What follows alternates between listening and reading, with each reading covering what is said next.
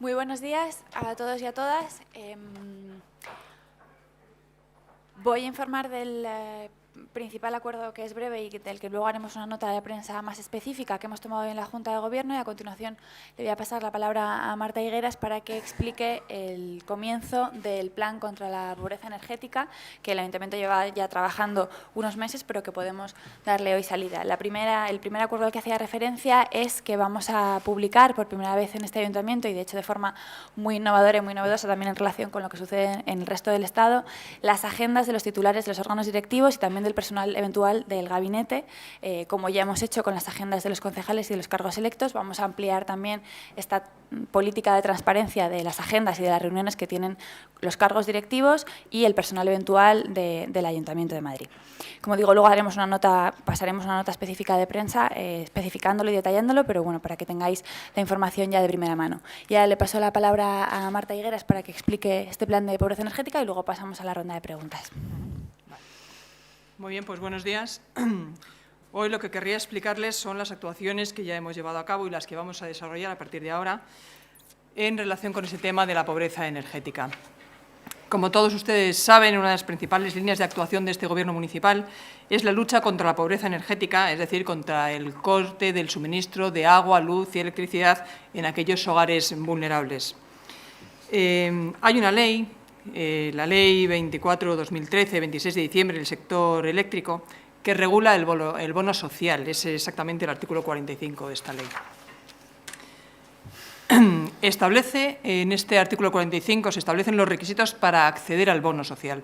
Estos requisitos, de momento, son el tener contratada una potencia inferior a 3 kilovatios, ser un consumidor de 60 años o más y estar percibiendo las cuantías mínimas por la pensión de jubilación, incapacidad o viudedad.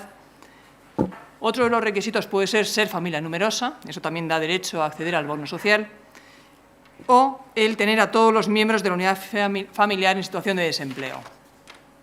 Es evidente que cumplir alguno de estos requisitos no garantiza tener necesidad del bono social energético. Es decir, puede ser que haya familias numerosas que evidentemente no necesiten de este bono social, o que haya personas en cualquiera de estas situaciones que acabo de describir que tengan contratado una potencia menor de 3 kilovatios que no necesiten este bono social. Lo que sabemos fundamentalmente es que las personas que contratan una potencia inferior a 3 kilovatios lo hacen en segundas residencias y, por lo tanto, pues, no serían familias vulnerables acreedoras de este bono social, pero de momento esto es lo que dice la ley que les acabo de decir. Por este motivo, hoy mismo vamos a mantener una reunión con el ministro de Industria con el fin de proponerle algunas modificaciones a esta ley que acabo de mencionar y que les voy a decir cuáles van a ser las principales modificaciones que vamos a sugerir. La primera modificación que vamos a sugerir es que a través de los servicios sociales se pueda decretar lo que vamos a llamar hogares vulnerables. Serían aquellos cuyo consumo energético supere el 10% de los ingresos, o aquellos hogares donde se esté percibiendo la renta mínima de inserción, o aquellos hogares, se tiene que determinar otras circunstancias, pero fundamentalmente son aquellos hogares donde no se puede pagar los suministros básicos energéticos, luz, agua y gas. La segunda modificación que vamos a proponer es que una vez que un hogar sea declarado por los servicios sociales hogar vulnerable, esto conlleve el acceso a una tarifa social en su consumo energético. Esta tarifa social, será la tercera modificación que vamos a proponer, es que esta tarifa social sea progresiva. Es decir, que en caso de pobreza extrema se pueda alcanzar, por ejemplo, el 100% de la tarifa y así progresivamente.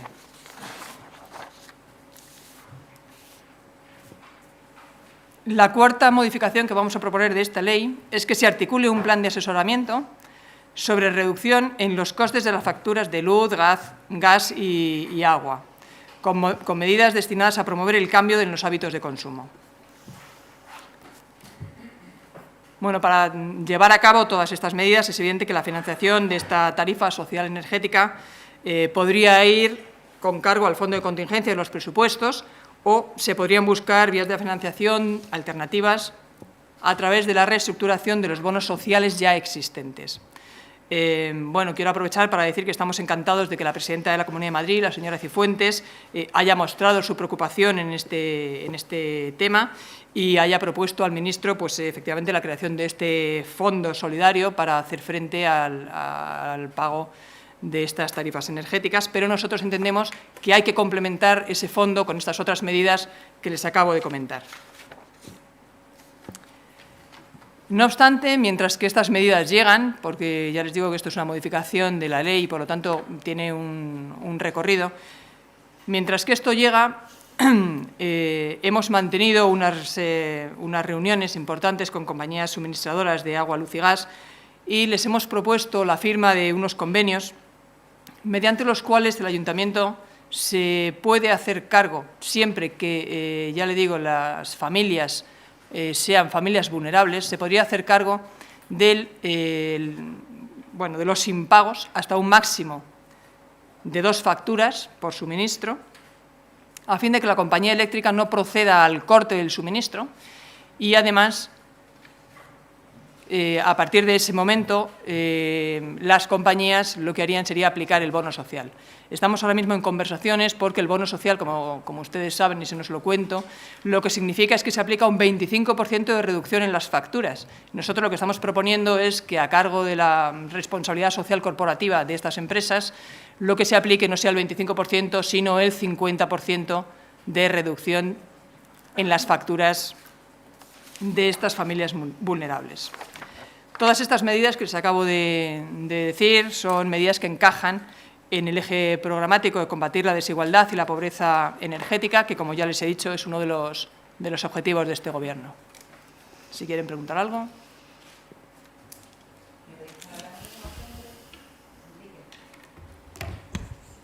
Buenos días. Tengo varias preguntas, concejalas. En primer lugar, quería preguntarles, ya que hablan del tema de las agendas, las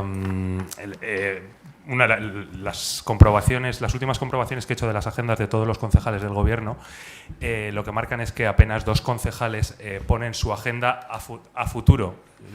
Su agenda siempre se termina en el día de hoy o en la jornada de cada día. Quería saber si dentro de la reglamentación que aprobaron esa va a ser la tónica, es decir, que la ciudadanía solo pueda conocer el pasado de lo que ha hecho el concejal y no el futuro de lo que va a hacer. Y, en este sentido, si eso se va a extender a las nuevas personas de las que se va a publicar su agenda y dónde va a estar disponible, porque sí que es verdad que el acceso a las fichas de los concejales es relativamente sencillo, pero saber qué ha hecho el director general de lo que sea no es tan sencillo saberlo. En segundo lugar, sobre el tema de la funeraria, que el otro día hablaron largo y tendido sobre el tema, quería saber, ya que no lo hicieron público, quería saber por lo menos cuáles son los análisis preliminares, los análisis económicos preliminares que han hecho para sustentar una remunicipalización del servicio.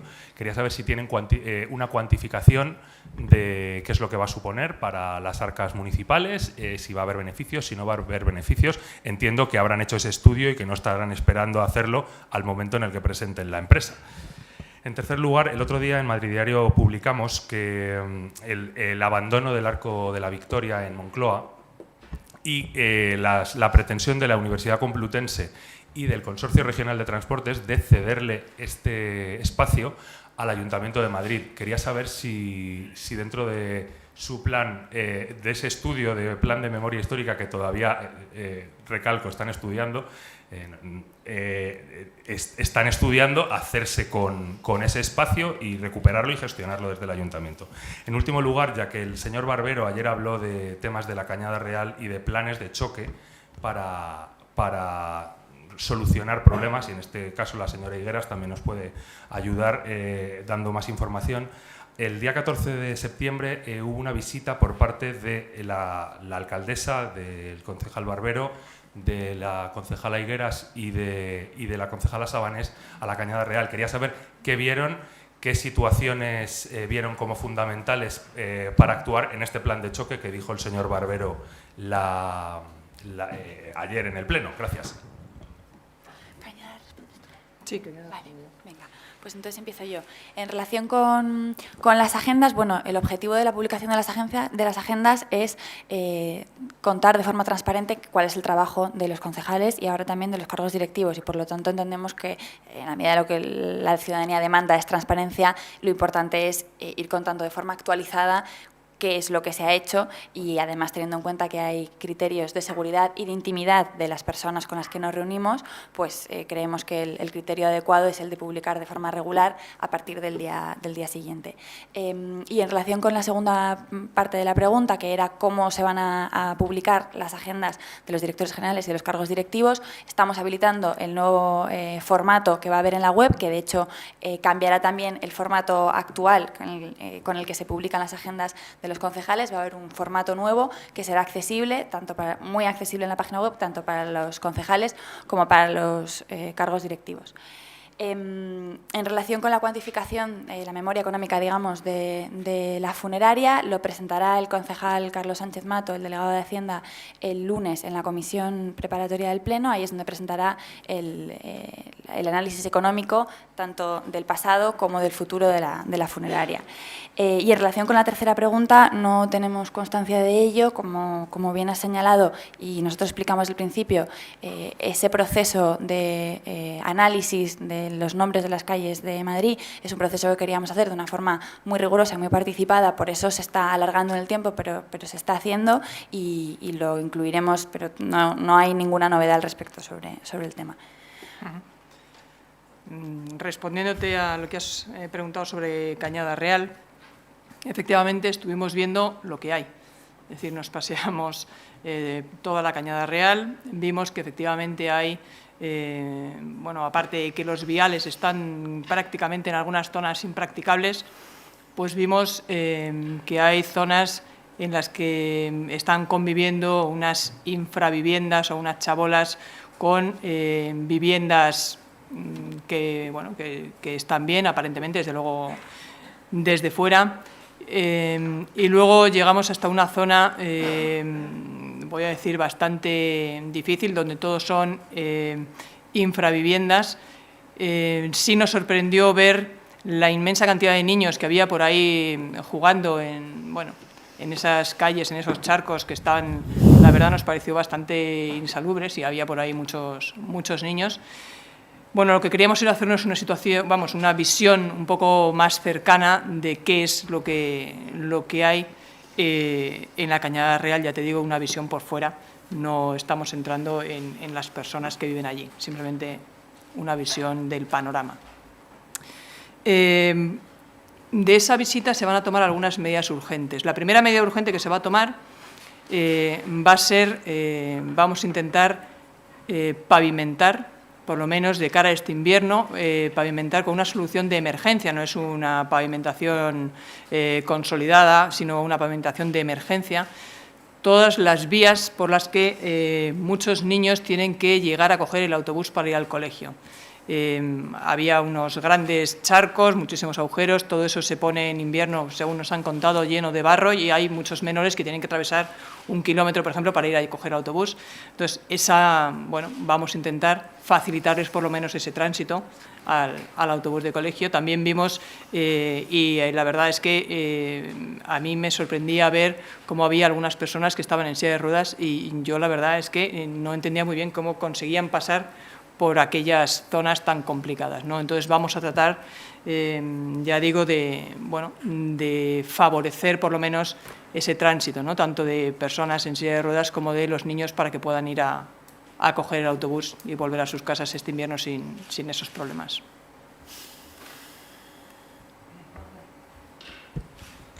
Buenos días.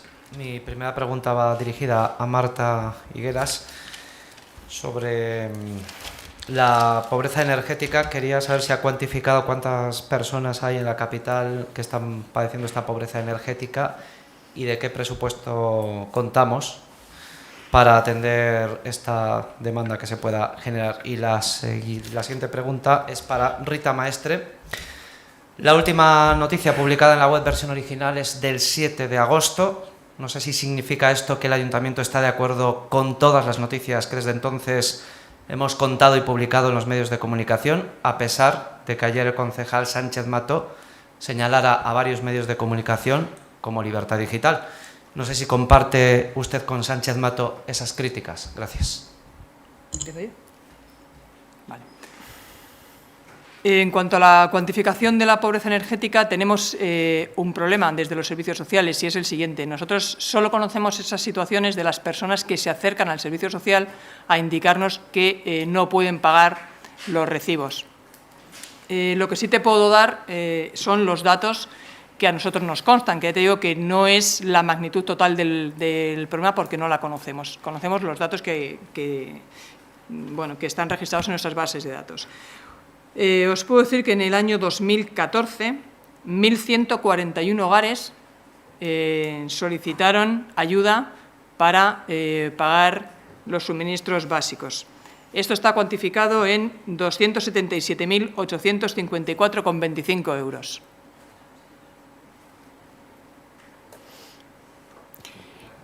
Y en relación con la segunda pregunta, pues yo estoy de acuerdo con las dos cosas que señaló ayer el concejal Sánchez Mato.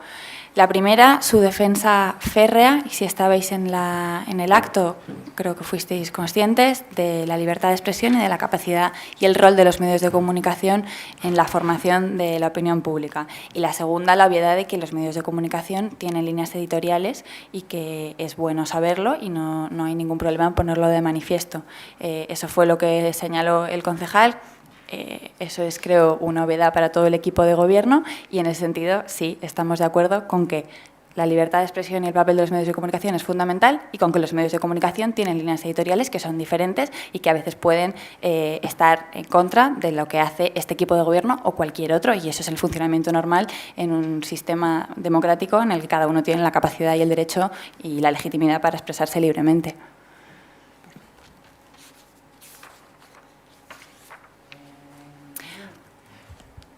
Buenos días, concejales. Quería saber si el programa está ya en marcha, si ya se puede pedir que el ayuntamiento se haga cargo de esas facturas. Me gustaría saber qué compañías han aceptado y me gustaría saber qué compañías han aceptado llevarlo al 50%. Gracias. Ahora mismo ya se puede empezar a pedir que se abonen esas facturas. Es evidente que nosotros, antes de abonar esas facturas, tenemos que hacer todo el informe social.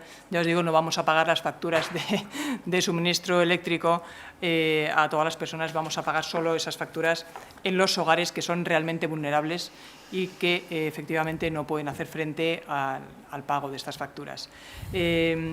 Todavía no han aceptado, es decir, estamos en conversaciones, hemos mantenido esta semana pasada las reuniones y están Iberdrola, Gas Natural, Fenosa, están pensando esta reducción de las facturas al 50%. Esperamos que entre hoy y mañana nos contesten y en cuanto tengamos esas respuestas, como firmaremos un convenio, pues se hará público. Hola, buenos días. Yo tenía varias preguntas. La primera, incidiendo sobre la pregunta de mi compañero sobre la charla de ayer del concejal Sánchez Mato. Me pregunto si tan importante es para el Gobierno dar charlas a los vecinos sobre los medios de comunicación con los problemas que hay en Madrid y si no creen que esto se puede interpretar como una intención del Ayuntamiento de adoctrinar a los vecinos contra los medios de comunicación. Por otro lado, sobre la noticia que hemos conocido de que el Ayuntamiento ha enviado una carta a los organizadores de carreras en Madrid, en el que avisan de que habrá un control de precios, de horarios y de itinerarios de las carreras. Quería saber en qué se basan para estas restricciones y si no creen que puede poner en peligro la celebración de carreras en Madrid, que generan turismo, generan dinero y generan salud. Y en tercer lugar, también hoy hemos conocido un informe sobre la recaudación en multas durante 11 meses, de septiembre del 14 a julio del 15. Quería saber si tienen ustedes los datos de ese poquito tiempo que llevaban ustedes gobernando, cuántas multas se han puesto y por qué importe total. También quería saber cuándo van a empezar las multas en el APR de Ópera y si finalmente van a hacer, la alcaldesa en su día dijo que no creía en el carácter recaudatorio de las multas, si van a seguir con esto o si van a, en sentido contrario, seguir haciendo caja. Gracias. La segunda pregunta. Las carreras. Vale. Es que si no me lo apunto ahora, luego se me olvidan. Vale. La charla a la que hace referencia fue organizada por los vecinos de Vicálvaro, por el Ayuntamiento de Madrid. Fue una charla organizada por varias asociaciones de vecinos que pidieron un local a la Junta del Distrito, que en este caso, como en todos los anteriores y en todos los distritos, se les prestó.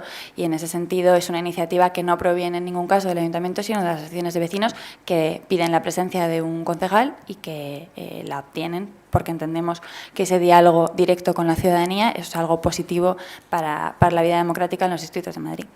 En relación con la carrera, lo que se ha hecho, las carreras que mencionabas, los maratones, lo que se ha hecho es mandar una circular desde la Dirección General de Deportes, porque el nuevo director general y el equipo de gobierno comparte el análisis, se encontró con una situación absolutamente caótica en la gestión de las carreras. En la medida en la que las carreras son algo que afecta al tráfico y a la movilidad en la ciudad de Madrid, entendemos que en este caso, como en todos los que afectan a la vida en la ciudad, tiene sentido ponerle orden, que no es restringirlo, es sencillamente ordenarlo. Y en ese sentido se propuso una calendarización anual y además se limitó un tope máximo para los dorsales, porque entendemos también que tiene que ser algo accesible a la mayoría de los madrileños y de las madrileñas. Entonces, no solo creemos que no es una restricción, sino que de hecho esta circular ha sido muy bien recibida por los actores que participan en este tipo de carreras, porque lo que hace es poner algunas reglas para ordenar mejor las carreras en Madrid, de forma que todos estemos contentos con ellas, tanto los que participan en las carreras como el resto de los ciudadanos y las ciudadanas de Madrid.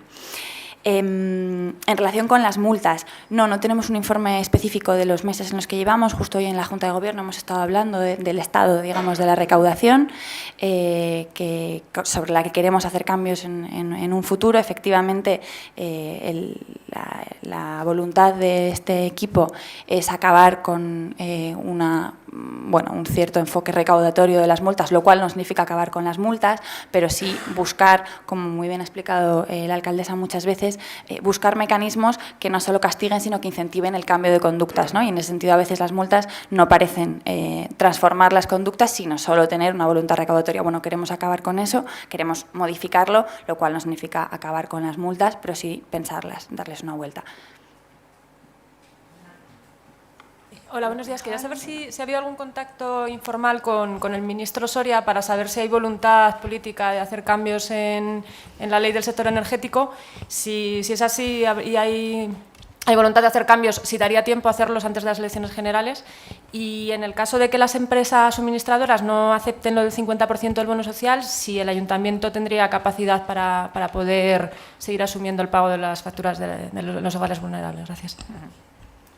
Bueno, con el ministro no hemos tenido ningún contacto informal. Tenemos la reunión esta tarde y ahí vamos a exponer pues todo lo que ya he mencionado antes y por lo tanto no sabemos nada más.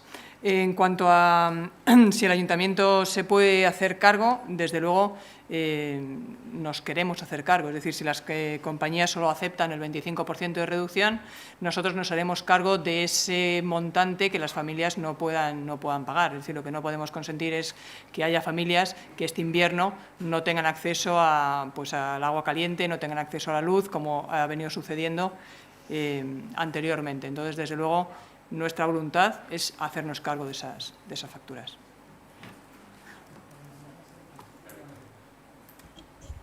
Hola, buenas. También sobre pobreza energética. Si no he entendido mal, Iberdrola y Gas Natural Fenosa se han mostrado dispuestas a estudiar a asumir ese 50%. No sé si han tenido más reuniones con otras compañías, pensando en Endesa, si no se ha mostrado dispuesta a estudiarlo, y como los suministros básicos incluyen también aguas, si también ha habido reunión con el canal de Isabel II. Gracias. Todavía no hemos tenido tiempo de reunirnos con ellos, las tenemos previstas para la semana que viene, pero a todos les vamos a hacer la misma propuesta, pero no hemos tenido todavía esas reuniones.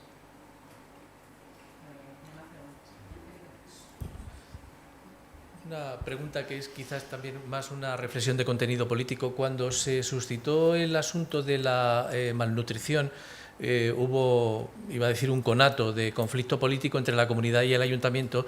Cada uno, en la legítima defensa de sus competencias, vendió una historia distinta. Finalmente, la comunidad explicó que no había esa necesidad porque ellos habían atendido a menos menores de los previstos y, sin embargo, el ayuntamiento sí corrió con el grueso de la financiación para esos menores, 9.000, creo recordar de memoria, de necesidades alimenticias. Ahora estamos en un nuevo episodio. ¿En qué medida el Ayuntamiento de Madrid, Cibeles y la Puerta del Sol van a conseguir coordinarse para, más allá de la foto de ayer de Cristina Cifuentes con el ministro y de la que se haga usted esta tarde con el ministro, si es que tenemos ocasión de verla, ¿en qué medida van a conseguir coordinarse para que finalmente las disputas o rencillas políticas no impidan que los madrileños que lo necesitan se vean finalmente favorecidos? Gracias. La verdad es que yo no esperaba tener una foto con el ministro, sino tratar de solucionar realmente los problemas de los madrileños que no pueden hacer cargo, no se pueden hacer cargo de sus facturas. Bueno, como ya he dicho, yo me alegro muchísimo de que la Comunidad de Madrid esté realmente preocupada por estos temas. La coordinación puede ser fácil, es decir, no hay mucho más problema. Es decir, si hay un fondo de contingencia, ese fondo de contingencia tendremos que aportar tanto a la Comunidad como al Ayuntamiento de Madrid la cantidad correspondiente y esa es toda la coordinación. Si no hay un fondo de contingencia y tenemos que habilitar otras medidas, pues cada uno en el ámbito de sus competencias habilitará las medidas que considere oportunas. Desde luego, las que vamos a habilitar desde el Ayuntamiento de Madrid es todas las necesarias para que a nadie se le corte el suministro de gas, de luz y de agua, que son básicos para la vida de las madrileñas y los madrileños. En el caso, disculpe, de los refugiados, había una cantidad de la que el ayuntamiento se hacía responsable. En este caso, en ese fondo de contingencia, ¿estarían pensando en alguna cantidad concreta? Se establecería el porcentaje. De momento no hemos pensado, ni siquiera sabemos si se va a habilitar o no. Por lo tanto, estableceríamos el porcentaje y, desde luego, nos haríamos cargo de él. Muchas gracias. Buen día. Gracias.